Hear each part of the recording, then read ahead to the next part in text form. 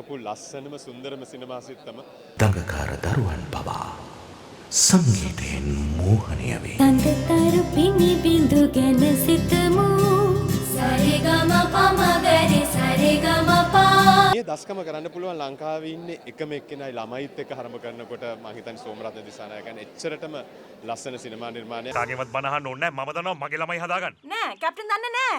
Captain දන්නවා ළමයි හදන්න. කැප්ටන් දන්නේ නෑ ළමයි හදාගන්න. ඒකයි කියන්නේ. පූජාගේ රංගන ජීවිතයේ උච්චතම අවස්ථාව මම දැක්කේ. ඒ වගේම අෂාන් ඩයස්. අෂාන් ඊටාම සුපිරි. ඒ වගේම මාල්නි අක්කා පුදුම සංගමයකින් ඊටාමත්ම දක්ෂ විදියට රඟපෑවා. ළමයි කොහොමදවත් අමතක කරන්න බෑ. ඇගේ දඟකාර සිතුවිලි සුභාසිරිය සොයා ගියා. හදේ සංගීත රාවයයි කැමරාව විශ්වගේ තෙවැනි ඇසින් පුදුම හරඹයක් කරලා තියෙනවා. පුදුම ලස්සන කැමරා දසුන් පෙළක් මේ චිත්‍රපටයේ තියෙනවා. අනිවාර්යෙන්ම බැලිය යුතු චිත්‍රපටයක්. හරිම ලස්සනයි සරිගම්.